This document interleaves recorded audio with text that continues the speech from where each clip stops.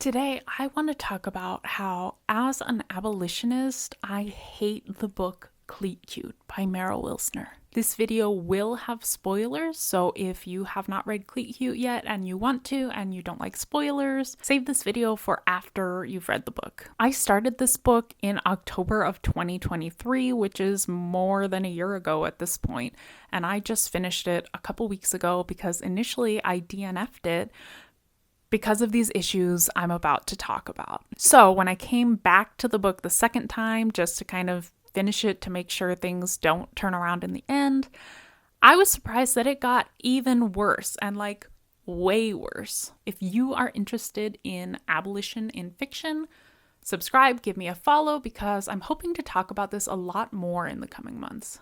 And before I get started, I want to say this is not a call out. This is not a roast. I admire Meryl Wilsner as an author, and I've read 2 other of their books, and I'm looking forward to their next book. So I would like this to be a discussion, and I am coming at it with an open heart, and I hope that they will be able to receive this feedback with an open heart, even though I know when you write a book, it becomes a part of you, and any sort of criticism can just feel really, really terrible. But from what I know about Meryl and from what I see on their social media, I think that they hold some abolitionist values. And so I would hope that this could be a really cool and productive conversation to have.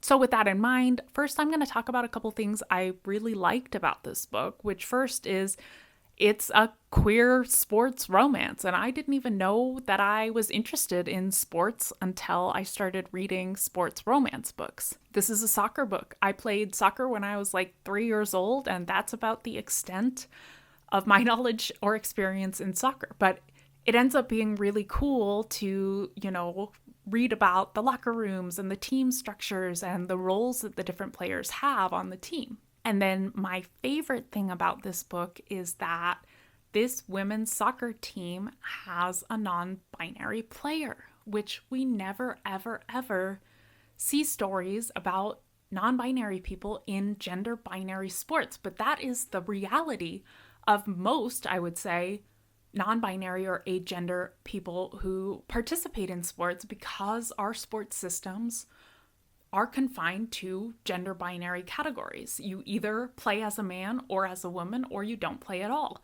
And this is a story that I need in my life. I wish that it was in their point of view. So if you know of any sports book, specifically fiction or romance, that follows the point of view of a non-binary or agender or otherwise non-conforming person who is playing in gender category binary sports, I would love your recommendation. Drop it in the comments, because I would love to read that story. Now, I think one of the intended themes or morals of the story in this book is like the destigmatization or the normalization of neurodivergence, and specifically ADHD comes up in this book. And that's cool, but I think the effect in this book is actually the complete opposite, and it further stigmatizes ADHD. So the main issues that I had with this book are the cop inside comes out really strong in this book, which is a concept I'll explain in a little bit. There are a lot of issues around personal and medical autonomy, and just generally as a fiction story, as a fiction book in romance, I think there's a real lack of conflict resolution. I was just so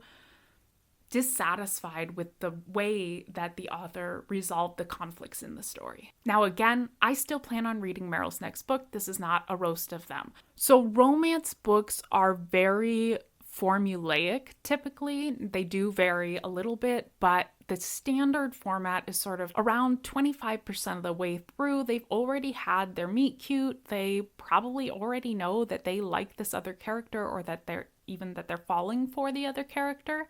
And then 50 to 60-ish% of the way through, there's usually a big conflict that happens between them. And if they're already formally together, they might break up.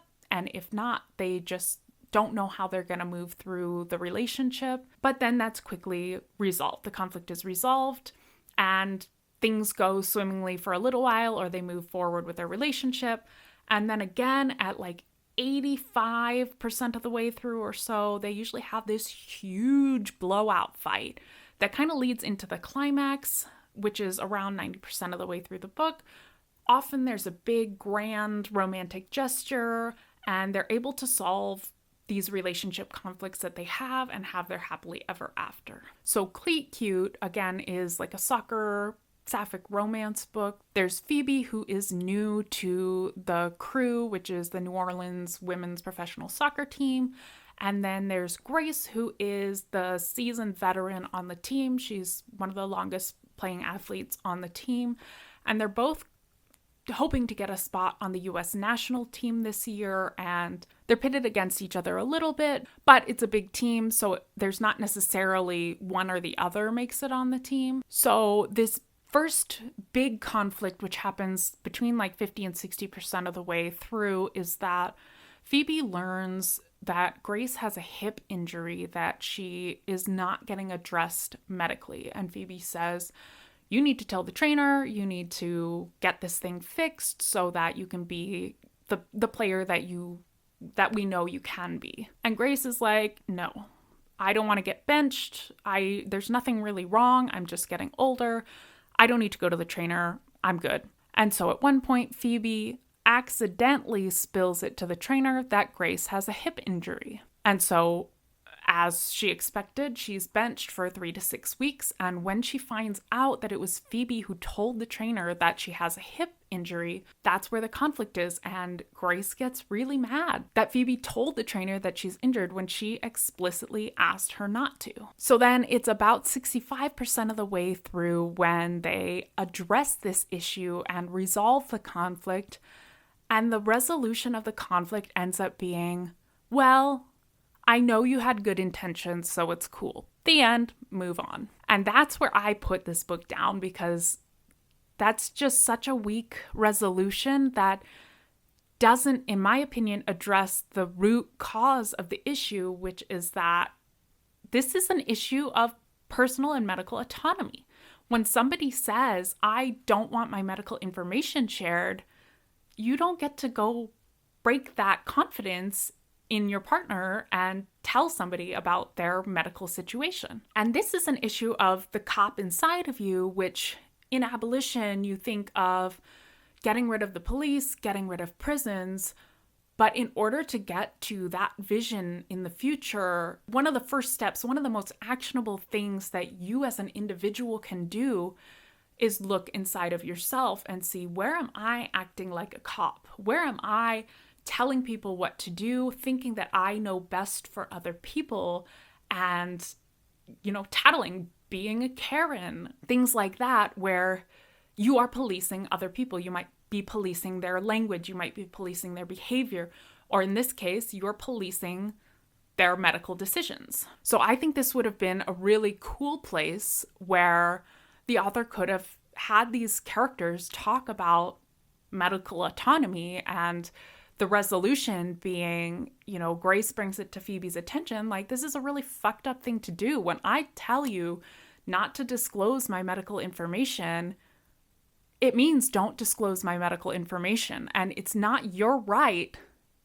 to go and tell people about my personal medical conditions. So this is the first example in the book, but not the last, of just gross disrespect for people's personal and medical autonomy. What I didn't expect when I came back to this book a whole year later was that it gets even worse. So Phoebe and Grace make up.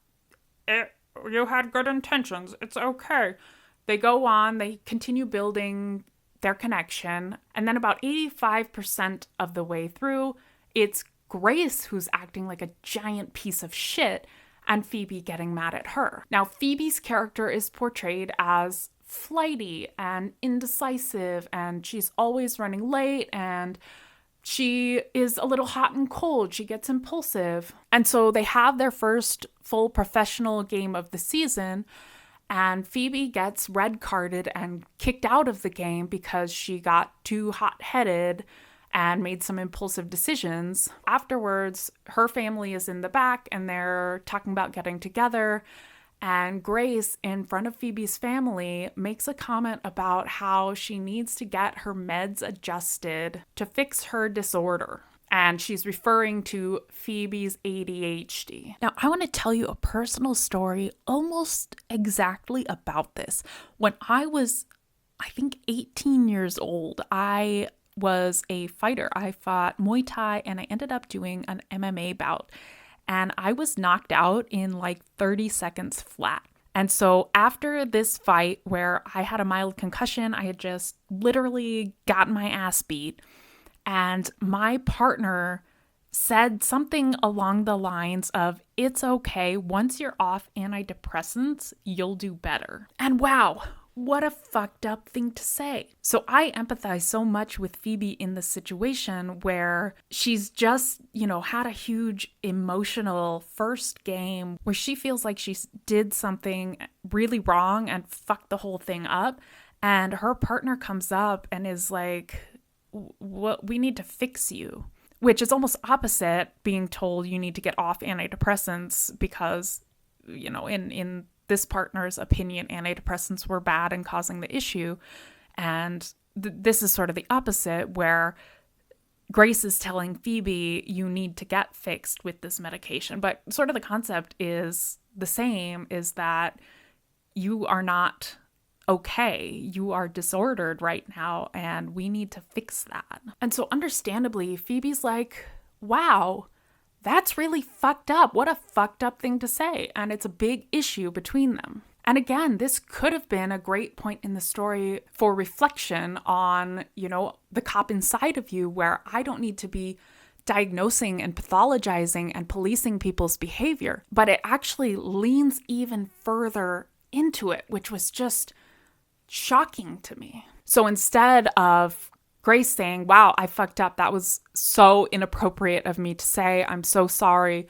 I'm not going to make comments about my perception of your medical conditions again." But no, she leans harder into, I need to help Phoebe get diagnosed so that she can fix this disordered issue and these disordered behaviors by taking medication for her ADHD. Now, I think that the author's intent was to make this sort of normalizing for ADHD and for, neurodivergence, in that it's okay to have ADHD. It's okay to go get diagnosed. It's okay to take medication, and then it might help improve your situation. But that's really not how it's presented in the story. This character, Grace, just pushes and pushes when Phoebe is like, "No, thank you. No, I don't have ADHD. I'm not interested in getting diagnosed." That should be end of discussion right there. But instead, the sort of resolution to this issue and